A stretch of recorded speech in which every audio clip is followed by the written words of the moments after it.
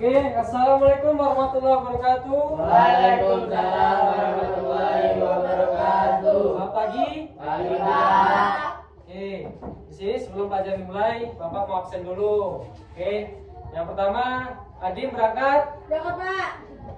Adrian, Berangkat Pak. Ajril, Berangkat Pak. Septi, Berangkat Pak. Bagas, Berangkat Pak.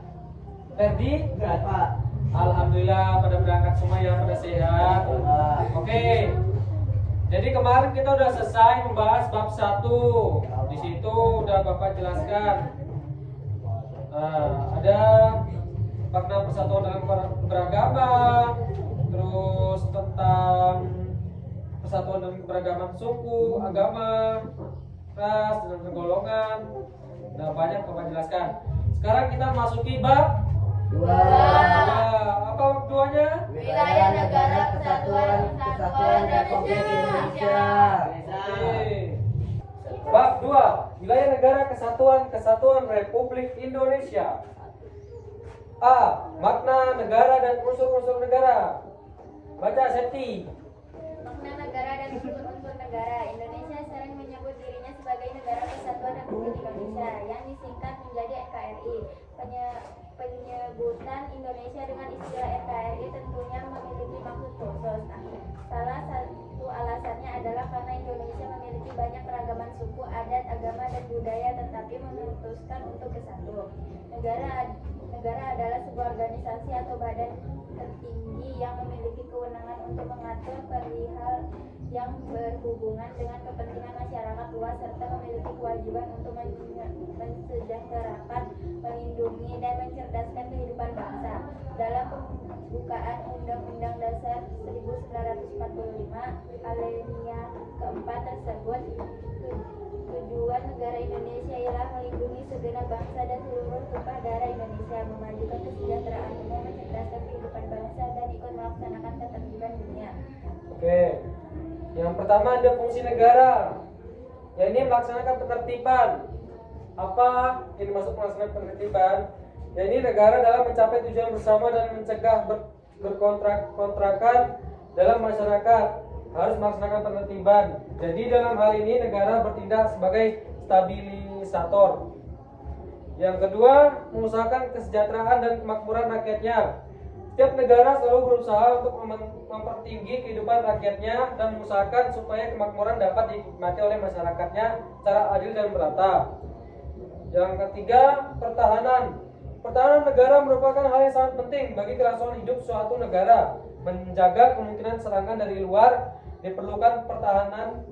Maka dari itu negara perlu dilengkapi dengan alat-alat pertahanan. Yang keempat, menegakkan keadilan. Keadilan bukanlah suatu status, melainkan merupakan suatu proses. Keadilan dilaksanakan melalui badan-badan pengadilan. Oke, yang pertama, melaksanakan penertiban. Contohnya seperti apa, Bagas? Melaksanakan penertiban. Penertiban. Misalnya aja di dalam sekolah lah, lingkungan sekolah seperti apa? Melaksanakan penertiban. Piket Pak. Piket. Nah, jadi fungsinya piket itu untuk apa? Untuk biar bersih Pak. Bersih. Nah, jadi di situ udah diatur ya, biasanya yang hari ini siapa, hari itu siapa, itu udah diatur biasanya ya kan di sekolah. Jadi fungsinya udah tertib. Jadi nggak gerusak-gerusuk. Kamu lah sekarang gantian, aku lah. Aku kemarin udah. Jadi nggak boleh begitu ya. Kalau waktunya harinya piket, harus piket, nggak ada kata enggak. Oke.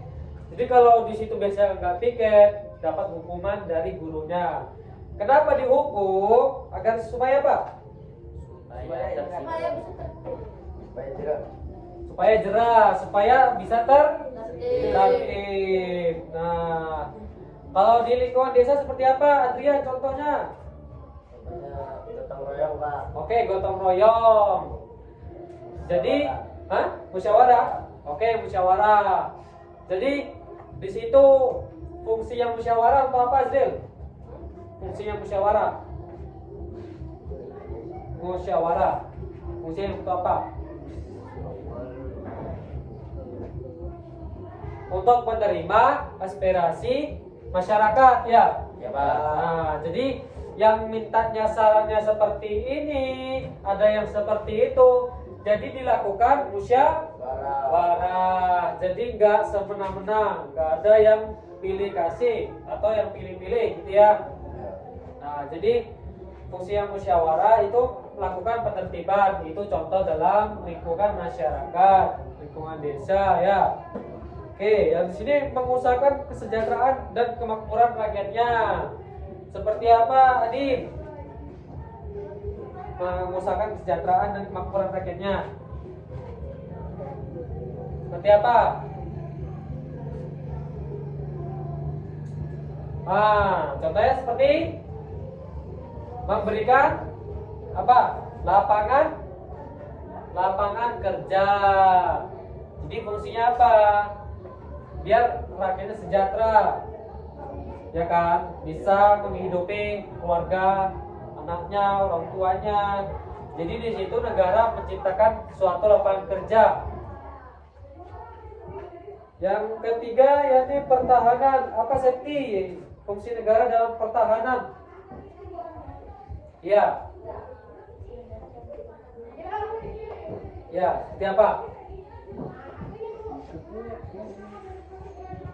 Menjaga kemungkinan serangan dari luar untuk pertahanan, maka dari itu negara perlu dilengkapi dengan alat-alat pertahanan. Seperti apa contohnya?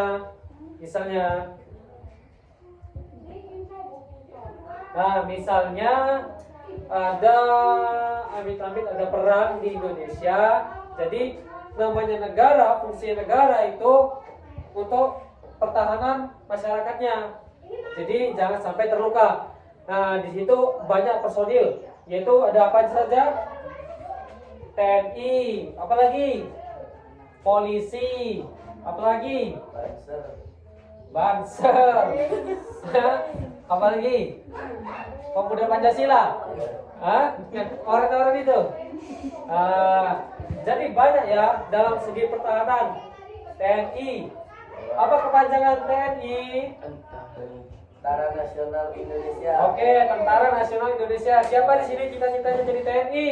Ayo siapa? Siapa? Ferdi. Apa cita-citanya? Udah, iya banget. Apa? TNI itu dibagi menjadi berapa? 3. 3. Apa saja, Septi? TNI Angkatan Darat. Oke. Oke. Sama laut ya. Oke, jadi ada 3. AD, AU, dan AL. Oke. Jadi di situ yang dimaksud pertahanan. Jadi kita nggak perlu sibuk-sibuk perang. Karena ada TNI yang jaga kita, ada polisi, ada juga yang jaga ulama Banser, ya kan? Ada yang juga jaga apa itu namanya? Biasa di Prasmanan tuh pemuda Pancasila, ya kan? Biar kan digondol kucing gitu, dijaga sama pemuda Pancasila ya. Ya, jadi di situ udah dibayar sama negara. Kita nggak perlu capek-capek. Kita cukup, yaitu tadi penertiban. Kita nggak boleh sembrono jadi orang. Kita harus tertib. Kalau orang ngantri, misalnya beli, harus sesuai antrian. Nggak boleh namanya nerobos ya. Itu nggak boleh. Itu bisa memicu keributan dan dendam. Oke, di sini yang keempat, menegakkan keadilan. Seperti apa, Bagas? Menegakkan keadilan. Menegakkan keadilan. Menegakkan keadilan bukanlah suatu status, melainkan merupakan suatu proses. Keadilan dilaksanakan melalui badan-badan pengadilan. Oke, menegakkan keadilan. Jadi kita tuh nggak bisa main hakim sendiri. Jadi menegakkan keadilan itu kalau memang sanksinya segitu, perbuatannya seperti itu, ada hukumannya. Jadi nggak bisa asal tembak gitu.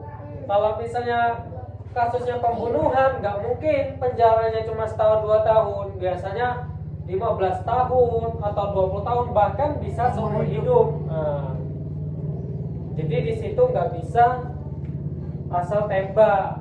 Misalnya yang cuma nyolong pisang, kadang ada tuh yang nyolong pisang nenek-nenek, kasihan kadang tuh kan. sampai di penjaranya 10 tahun, 15 tahun, padahal cuma nyolong pisang itu. Nah, sedangkan yang nyolong uang negara aja duduk manis di kursi itu ya kan biasanya. Nah, itulah sekarang keadilannya itu Indonesia ini memang tumpul ke atas, lancip ke bawah. Nah, itu kalau pepatah mengatakan apa yang dimaksud tumpul ke atas, lancip ke bawah? Seperti apa? Kan seperti itu. Apa Seti? Tumpul ke atas, lancip ke bawah. Yaitu kalau ke atas kan orang-orang berpunya tuh. Nah, jadi tumpul dia. Jadi kalau buat orang kaya, sanksinya itu bisa ringan. Itulah yang jadi orang yang kaya, berduit, berapa. Tapi kalau kita yang di bawah itu lancip. Nah, kalau memang kita kena kasus sepele aja, langsung ditekan sama dia itu. Karena kita orang gak punya. Tuh. Itulah Indonesia. Hukum bisa dibayar, bisa dibeli, ya kan? Ada yang hukum seperti itu. Tapi nggak semuanya. Itu hanya contoh buruknya, contoh negatif. Itu hanya oknum-oknum saja ya. Nah, sini ada pengertian negara menurut para ahli. Yang pertama, Profesor Mr. Soekarno. Negara adalah organisasi masyarakat yang mempunyai daerah tertentu di mana kekuasaan negara berlaku sepenuhnya sebagai suatu kedaulatan. Yang kedua, Profesor Miriam Budiarjo. Negara adalah organisasi dalam suatu wilayah dapat melaksanakan kekuasaannya secara sah terhadap semua golongan kekuasaan lainnya dan yang dapat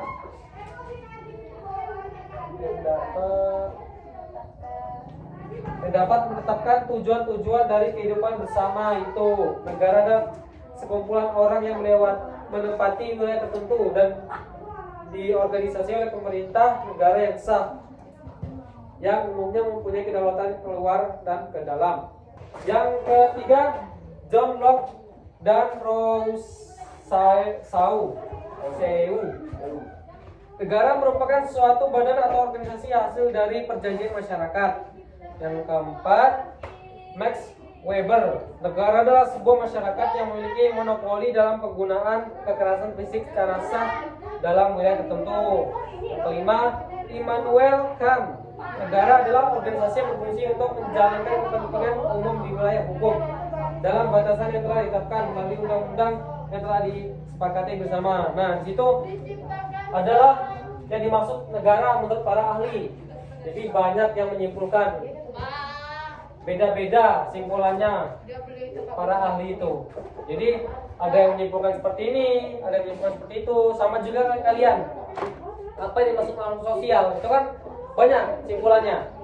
Enggak semua jawabannya sama. Oke. Jadi di situ tadi kita sudah belajar apa saja? Makna negara dan unsur-unsur negara. Ada yang pertama fungsi negara, pengertian negara menurut para ahli. Di situ udah Bapak jelaskan ya. Apa saja fungsi negara? Melaksanakan peraturan. Oke. Kedua?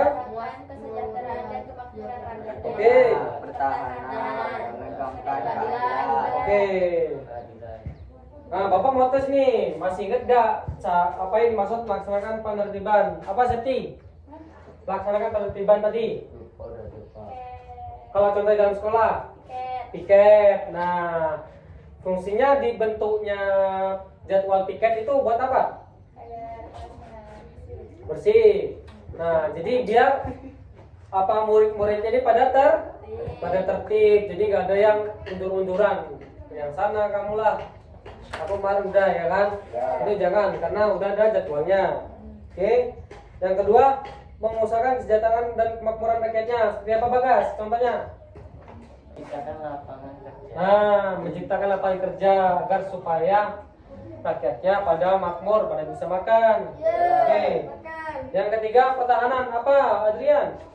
Pertahanan. TNI Pak. Oke. Apa lagi? Banser. Polisi ya. Polisi. Nah, Ini Pak. apa? Pemuda Pancasila. Pancasila. Oke. Jadi itu udah Bapak jelaskan ya. Ya, Pak. Alhamdulillah pada paham semua. Oke, jadi di sini untuk PR halaman 42 ya, tugas individu. Nah, biar kalian bisa mengingat di rumah. Oke, Bapak udah jelaskan tadi, udah panjang lebar, dipelajari lagi di rumah. Oke, Bapak akhiri. Assalamualaikum warahmatullahi wabarakatuh. Waalaikumsalam warahmatullahi wabarakatuh. I just had to let you know you're